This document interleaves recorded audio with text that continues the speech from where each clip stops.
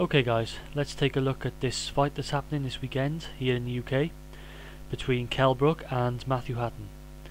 This fight is for the WBA Intercontinental Welterweight title and the IBF International Welterweight title. The WBA Intercontinental title is currently held by Kell Brook, and Matthew Hatton completes the equation with the IBF International title. Before I go into looking at this particular fight, just mention a couple of guys on the undercard you might want to watch out for. Got Carl Frampton, he's putting his Commonwealth Super Bantamweight title on the line against Prosper Ankara, and we have Gregors Proxer, who is putting his European middleweight title on the line against Kerry Hope. So they're two guys who are, big prospects, looking to eventually, I guess their plan is to go for world titles eventually, and these are two guys to watch out for, and you can get some good boxing viewing out of these guys. Now moving on to this fight, the main fight at hand. It's a very interesting fight, and it's a good fight to be happening. I feel. I was talking to some of my friends on Twitter, most of which are already also on YouTube and have channels on YouTube here, and we were just talking about this fight, discussing it, and we were all pretty much agreed that Kell Brook needs to.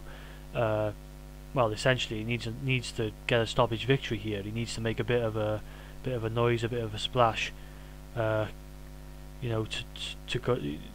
sort of cause these vibrations that he needs going over, particularly to the US, and get himself noticed. Because this welterweight division is you've got plenty of other guys who are vying for positions and taking a lot of the limelight at the moment, and Kell Brook really needs to start making waves, and this is the type of fight where he can do that, where he really needs a big finish and a big victory. I, however, am going to go for a Kell Brook victory by decision in this fight.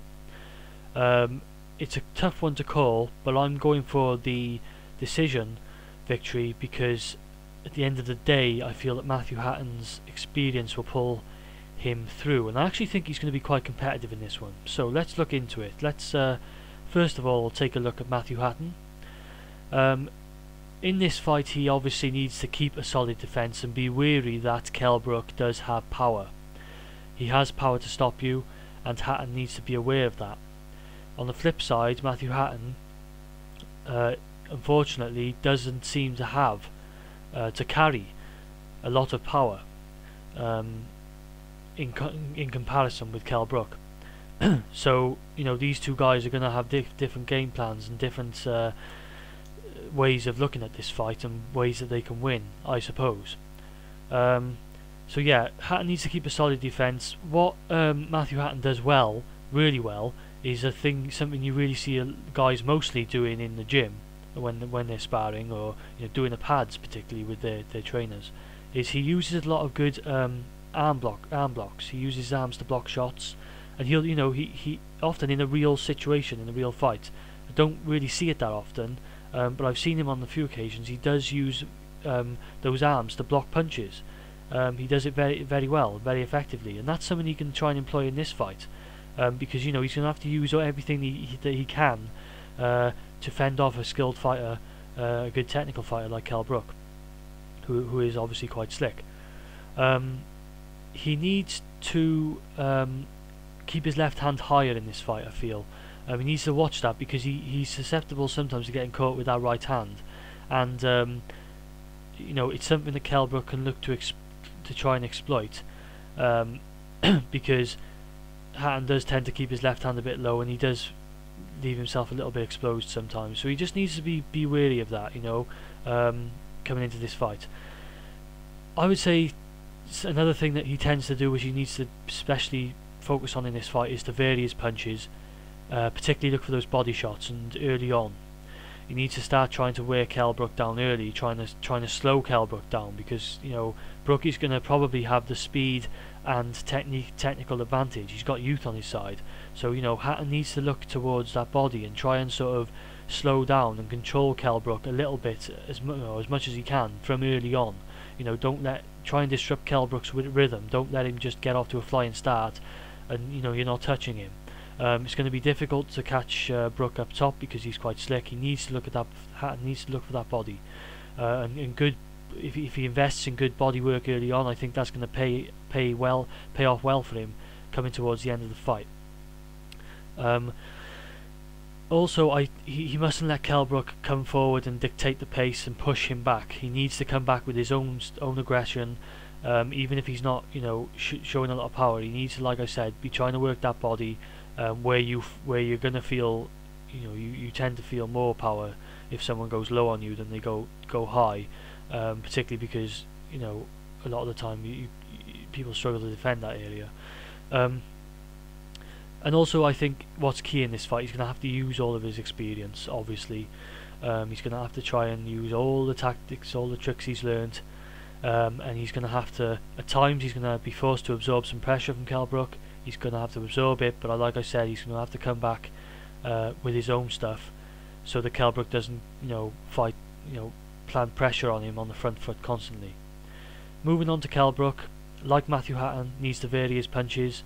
He's got power, so he needs to use this wisely. He needs to go to the body. He needs to look up top, like I said.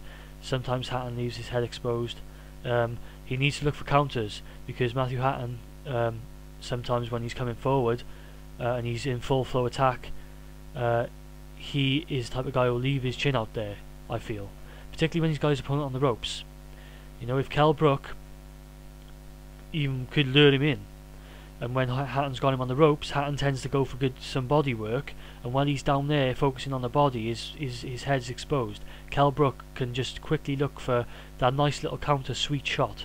He has the power to do it, and he could end it if he was to do that and caught a nice, a nice planter on Hatton's head. Needs to obviously use his technical skills, his slickness. He does this automatically as his natural style every fight, so not really advice, something he will do. And I think he needs to pace himself. He needs to size up Hatton early on and see what he's dealing with. You can't just judge a fighter on his previous fights, what you think is going to happen. He needs to sort of test Hatton's power and see, okay, what is this guy bringing? I don't think he's got a lot of power, but let me just make sure before I just go rushing in, trying to hurt the guy, and he comes back and shocks me with something. We've seen it happen before. Okay, he needs to pace himself, and I think if Kell Brook paces himself, takes his time, and systematically deconstructs Hatton, which he has the ability to do. If he searches for counters, if he varies his punches, goes to the body, if he lures Hatton in and uses counter punches, I feel that late on in the fight, the potential is there to have Hatton in a lot of trouble. This is what I was juggling between, the decision or a late stoppage. Because later in the fight, if Kell Brook paces himself well, he can stop Matthew Hatton. Because if he paces himself to come on strong late on, Kell Brook has the power and the speed to give anyone trouble late on. And if he does that, I have a feeling he could stop Matthew Hatton in this one. He could get him in trouble later on. Because if he lures Matthew Hatton in, lets him get tired, and picks his punches effectively, wisely, then he could catch Hatton cold late on. If Hatton's tiring, he can hurt him. So all in all, I would say that I think Hatton needs to have a I would say a quick start. He doesn't want to get carried away, but he wants to show Kell Brook he's in a fight, and he needs to go to the body to try and perhaps give an idea that in Kell Brook's head that he has more power than he actually does, rather than trying to go up top on a slick fighter. And I think that he needs to really just for the whole fight try and work punch with volume, because I don't think he's a technically better fighter in this one, but I think he can try and get a decision with volume in this one, and he needs to try and surprise Kell Brook early on and throw him off his game and throw him off his pace and get him a bit confused. Kell Brook, on the other hand, needs to pace himself, test out Hatton early. He doesn't have to show Hatton he has power. I think he's got the power anyway. That's going to come. I just think he needs to be wise about his punches, and if he uses his punches varied and effectively, his power will be shown. That's what I think about this fight. Please let me know what you guys think. Thanks for watching. Enjoy the fight.